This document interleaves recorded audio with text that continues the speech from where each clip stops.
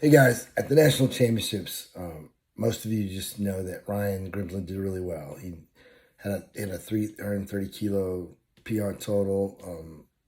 Even though we know he was actually definitely ready to do more, but at the beginning of the week we noticed that there were some issues with his left hip, and so this video is to show you how we assessed it, and hopefully give you an idea of what we did, and then you'll see the outcome and the improvements that we made in a very short time, and how we use our partners and a little bit of science and really a little luck too. But so hopefully you learn a lot, and this will help you and your athletes. On day one, we thought it was just because we traveled, but on day two, as you see, we knew we had a problem. All right, we're gonna look at this a little bit closer. So that's a pretty good start for him. The bar's close. It's a pretty good power position for your flat. Nice finish. Now you'll see how he rotates to the left. The left foot is going to abduct and externally rotate more than the right one. And the theory is just because the right one is a little bit more or a little bit less mobile is what I'm trying to say, and then the left is trying to do more than it really should. And what it's doing is, it's because it's going out so wide, it's making it hard for him to get in a good low position, and it's causing that left side to get injured, but definitely causing some dysfunction and pain, irritation.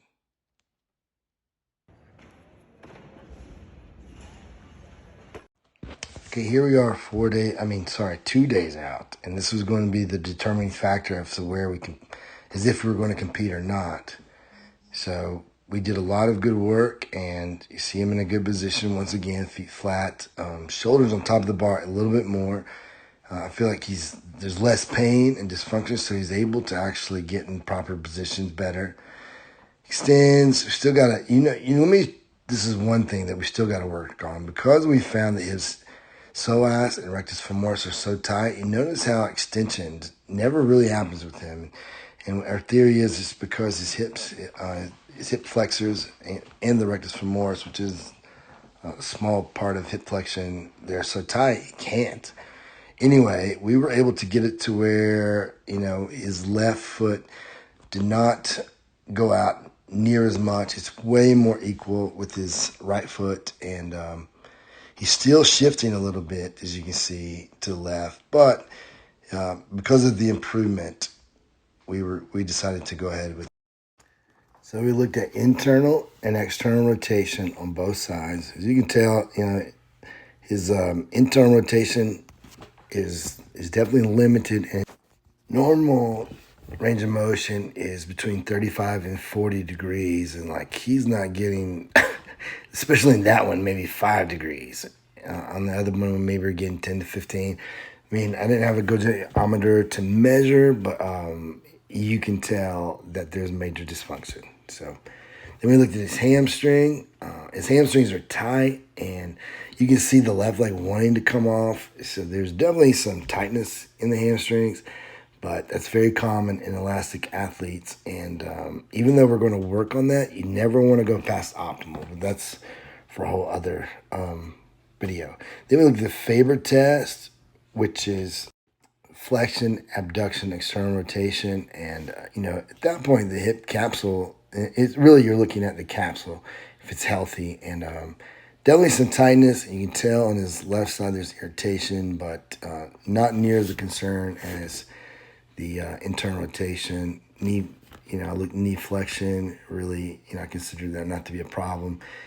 The Tom's test, however, showed us that not only was his psoas, tight, but also his rectus femoris. I mean, his leg shot straight out on his left side and right side. So we went to work on that. Trouble on both sides. So therefore, what we did, which I'll make a video of what I'm about to tell you. We didn't video it, and we had the week off this week, so I wasn't able to make a video. But what we did some soft tissue work to his psoas, rectus femoris, quads in general. Also, we did a lot of some cool internal rotation work. We used bands. We also did something I learned from my friend Coach Cav, but you'll see in the video that it's very simple to do, and it worked like magic. And so we also use lacrosse balls, and then we did like some release work. I don't know if I told you that, but with his psoas or his femoris, we did it like sometimes 3 times a day. Then we went to 2 times a day, and then we did it the day of. He also got worked on by the PTs that were at the meet, and they did a great job. Shout out to them. But a big shout out goes to Dr. Gray from Gray CSA here in Winston-Salem, North Carolina. He's been my man since I was competing. So he has been with me since 2003, I think. So almost 20 years I've been with that guy. I mean, we became so close. He was in my wedding. So he consulted with me the entire time and it really helped us. So thank you, and thanks for doing such a great job with Ryan and all of my other athletes ongoing. You are the man. So what was the result? Well, it was pretty good, but I expected to be way better by the end of the year. And this taught us a lot of good lessons, and that is to use individual warm-ups that are individually targeted based on the individual athlete's dysfunction, irritations, and range of motion. So, and we're going to cool down a whole lot better thanks to some things I've learned lately from Andy Galpin, and I look forward to implementing those. And if it works well, I'll let all of you know.